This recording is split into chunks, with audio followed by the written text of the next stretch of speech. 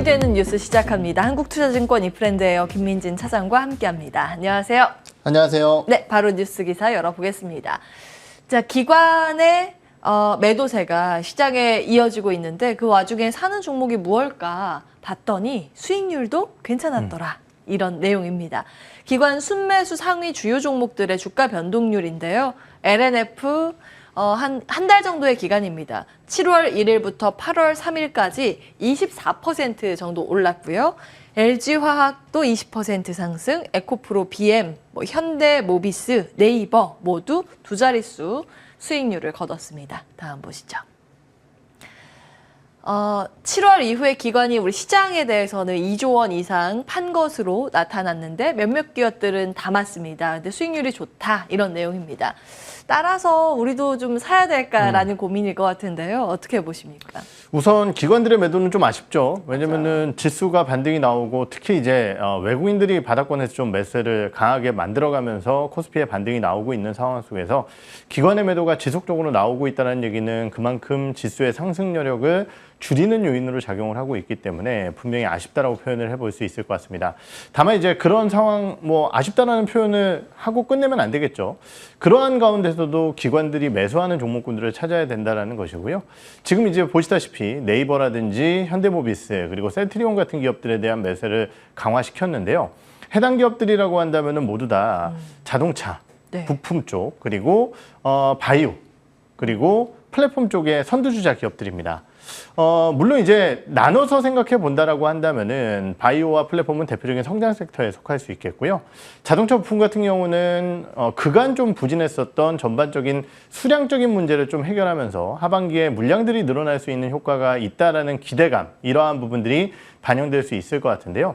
해당 기업들의 공통적인 특징이라고 한다면은 결국 이제 낙폭과대 이슈가 있다라는 기업들일 것 같고요.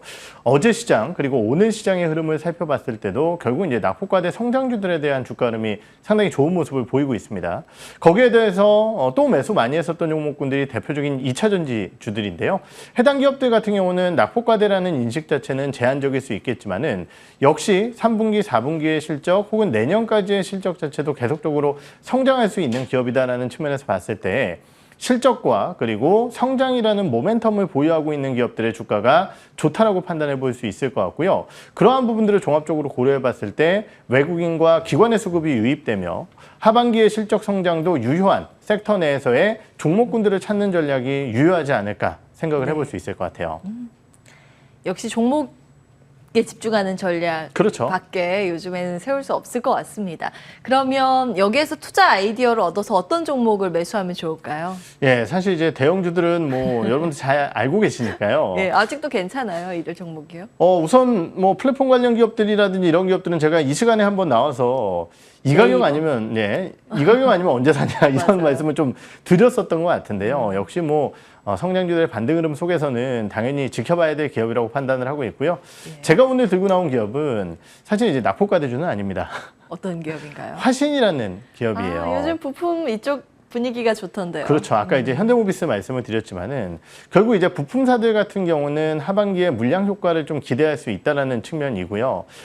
화신을 들고 나온 이유는 최근에 이제 신고가라는 종목군들 기대하기가 굉장히 어렵습니다. 네. 그런데 동사 같은 경우는 안정적인 주가 흐름을 보이면서 거의 신고가 영역까지 주가가 올라왔기 때문에 해당 기업에 대한 말씀을 한번 드려보도록 할 텐데요. 동사 같은 경우는 이제 알루미늄 샤시라든지 아니면은 차체 바디 부품을 만들어내고 있는 대표적인 이제 자동차 부품사입니다. 동사의 이제 매출 비중으로 봤을 때 90% 이상이 현대차 그룹에 납품을 하게 되는데요. 다른 부품사들이 실적이 안 좋음에도 불구하고 동사의 실적이 2분기에도 견고할 것으로 예상되어지는 가장 큰 이유는 뭐냐면은 중국 쪽의 익스포저가 굉장히 작습니다. 그러다 보니까 이제 중국 셧다운 이슈를 거의 반영하지 않고 호실적을 만들어낼 수 있다는 부분이고요. 샤시 그리고 알루미늄 바디, 차체 이런 것들은 어디에 많이 사용이 되게 되냐면요. 결국은 이제 차량 경량화 이슈 그리고 RV 차량에 대한 수요가 늘어나게 되면은 동사의 ASP가 늘어나게 됩니다. 그런데 이번 2분기 현대차의 호실적 이면에는 잘 아시다시피 RV 쪽에 대한 매출 비중이 크게 증가를 했기 때문에 SUV 쪽에 대한 매출 비중이 크게 증가를 했기 때문에 실적이 좋아졌고요. 결국은 현대차와 기아가 이러한 SUV 쪽에 대한 라인업을 확충시키고 전기차 플랫폼을 활용한 이 GMP 플랫폼을 활용한 전기차 쪽에 대한 확대가 나타나게 된다라고 한다면은 화신의 흐름은 성장세를 이어나갈 가능성이 높다라고 판단해 볼 수 있을 것 같습니다. 거기에 더해서 이제 아까 저희가 수급 얘기 드렸었죠. 맞아요. 그런데 최근 2거래일 동안 외국인과 기관의 굉장히 강력한 순매수가 유입됐습니다. 화신 같은 경우는 사실 이 매수가 유입되기 전에는 기관 같은 경우 주가가 올라올 때도 조금 매도 일변도였는데 오히려 신고가 영역 근처까지 올라온 상황 속에서 화신의 매수세를 강화시켰다는 거죠. 물론 최근 시장 낙폭과대주들의 움직임이 나타나고 있기 때문에 탄력도라는 측면에서 봤을 때 다른 기업들보다 떨어질 수 있을 것이다라는 우려가 있겠지만은 또 반대로 얘기했을 때 전기차의 확대 이러한 부분들에 따른 수혜를 입을 수 있는 부품사가 신고가를 낸다라고 한다면은 그러한 부분들에 따른 주가에 좀 가벼운 움직임들이 나타날 가능성이 있다라는 측면에서 화신이라는 기업을 한번 말씀을 드려보도록 하겠습니다. 예. 역시 뭐 달리는 말에 올라타는 전략이네요. 네. 이제 낙폭과대 기업도 좋고 한켠에서는 수급이 계속 잘 잡히는 종목으로 보자. 그렇죠. 이런 관점에서 화신 주셨습니다. 자동차 부품단 기억해 보도록 하고요. 다음 기사 보겠습니다. 최근 한 달간 또 공격적인 상승세를 시현한 섹터가 바로 게임주이지 않을까 싶습니다. 신작 계획들이 이렇게 쭉 나와 있는데요. 올해 하반기부터 내년 상반기까지 예정돼 있는 계획들입니다. 요즘 이쪽 종목들의 분위기도 좋아요. 막 이런 기대감도 있고요. 다음 보겠습니다. 카카오게임즈는 호실적 발표하면서 네. 또 어제부터 게임주가 각광을 받는 그렇죠. 모습이죠. 올해 44%나 빠졌던 카카오게임즈 신작 우마무스메 인기몰이로 인해서 주목을 다시 받고 있습니다. 리니지 제쳤다는 소식도 있던데요. 단기 매출액이 굉장히 세게 올라왔어요. 맞아요. 네. 예, 드래곤 플라이와 컴투스 등도 주가 덩달아서 상승을 하고 있습니다. 신작 흥행을 하면 반등의 탄력이 더 강해질 수 있다. 이런 의견도 나오고 있습니다. 파워업 기대해 볼 수 있을까요? 우선 이제 냉정하게 실적만 놓고 봤을 때 예. 카카오 게임즈의 실적이 엄청 좋았느냐. 물론 이제 YOY 900%라는 숫자 자체가 굉장히 이제 자극적이고도 시장에서는 기대감을 가질 수 있을 정도의 실적이었죠. 하지만은 우리가 이제 일반적인 어닝 시즌이라는 것은 증권사의 컨센서스와 실적을 많이 비교를 하게 됩니다. 그렇다라고 한다면은 사실 증권사의 눈높이가 낮았느냐? 그건 아니다라는 거죠. 결국 이제 오딘이라든지 그리고 우마무스메에 대한 일부 매출 반영 이러한 부분들 때문에 시장 컨센서스보다 조금 더 잘 나온 수준이었고요. 오히려 이제 위메이드 같은 경우는 굉장히 좀 아쉬운 최근의 행보를 좀 보여주고 있는 상황입니다.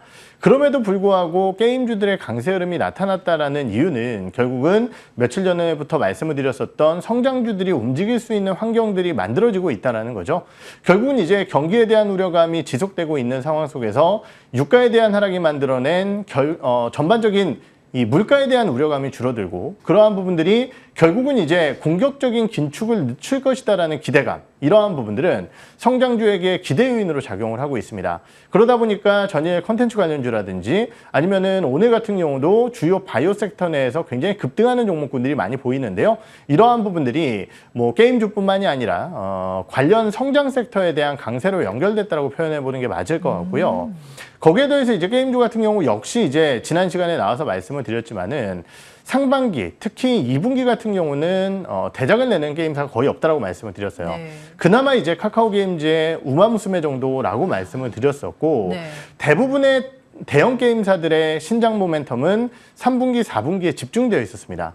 그렇기 때문에 제가 사실 그 당시에 나와서는 시장 분위기가 좀 어려웠었기 때문에 신작이 나오는 시점 근처까지 왔을 때 좀 보자라는 말씀을 드렸었는데 주가가 먼저 반응을 해버렸어요. 그렇다라고 한다면은 결국은 이제 신작 모멘텀이 있는 게임사들 같은 경우는 성장주들의 모멘텀이 반등이 나올 때 탄력적으로 움직일 수 있다는 시장의 분위기를 확인했기 때문에 네. 관심을 좀 가져야 되지 않을까라는 판단을 드려보도록 하겠습니다. 네, 이 화면 앞장 보면서 이야기 이어가겠습니다. 일단 시장 성장주들의 반격 속에서 이어진 게임주의 상승이라고 평가를 주셨습니다. 사실 실적보다 기대감이 먼저 반영되고 있다고 보셨는데 그럼 종목을 찾는 게 중요해 보입니다. 네. 요 가운데 좀 볼만한 게 있을까요? 고민을 좀 많이 했는데요. 저는 어제 주가가 세게 올라왔었던 컴투스 말씀을 좀 드려볼까 합니다. 네. 왜냐면은요, 신작 일정이 이제 가장 눈앞에 있어요. 지금 이제 서머너조 크로니클 이게 다음 주경인가요? 다다음 주경인가요? 그러니까 이제 얼마 남지 않았습니다. 정말 8월 16일인가로 제가 기억을 하고 있는데요. 날짜가 이제 오류가 있다라고 한다면은 다시 한번 좀 확인을 해봐야 될 것 같고요. 네. 정말 이제 코앞에 서머너조 크로니클이 나오게 되는데 이 서머너조라는 IP 자체는 컴투스의 굉장히 중요한 IP 중에 하나입니다. 물론 이제 증권사에서의 예상하는 연간 일매출 평균치 자체는 그리 높지 않고요. 그 얘기인즉슨 시장의 기대치가 그렇게 높지 않다는 겁니다. 근데 이게 오히려 긍정적일 수 있는 것이요. 시장의 기대치만 높았다가 예상치를 하회하는 성과를 만들어내게 되면은 우리가 펄어비스의 주가 하락을 경험해봤잖아요. 예. 검은 사막 모바일이 중국 쪽에 나왔을 때 매출 순위 100위권으로 밖으로 밀려나가면서 주가가 엄청 빠졌었죠. 근데 반면 서머너조 크로니클 같은 경우는 일평균 매출액에 대한 눈높이 자체가 뭐 다른 대작들 대비해서 그렇게 높지 않다라는 겁니다. 하지만은 서머너조라는 IP 자체는 수년간 컴투스를 먹여 살렸던 대표적인 IP라는 측면, 그러한 측면에서 봤을 때 이번 신작 발표와 함께 컴투스의 실적 전환을 좀 만들어낼 수 있는 기대 요인이 있는 게임이 아닐까라는 판단이 들고요. 말씀드렸듯이 이러한 크로니클의 출시뿐만이 아니라요. 추가적인 게임에 대한 출시도 있는데요. 월드 오브 제노니아라든지 아니면은 거상, 쟁비로 이러한 게임들에 대한 전반적인 출시가 또 하반기에 예정되어 있습니다. 게임 라인업에 대한 확충과 함께 실적이 좀 좋아질 수 있는 컴투스가 다른 기업들보다는 조금은 더 먼저 반응하지 않을까라는 판단을 드릴 수 있을 것 같습니다. 예, 지금 홈페이지에 나와 있는 출시일이 네. 8월 16일이네요. 네. 예. 자, 참고하셔서 대응 전략 세우시면 되겠습니다. 오늘 이 안에서는 컴투스의 좀 주목 포인트를 잡아봤습니다. 게임주까지 체크해봤습니다. 한국투자증권 이프랜드 에어 김민진 차장과 함께했습니다. 고맙습니다. 네.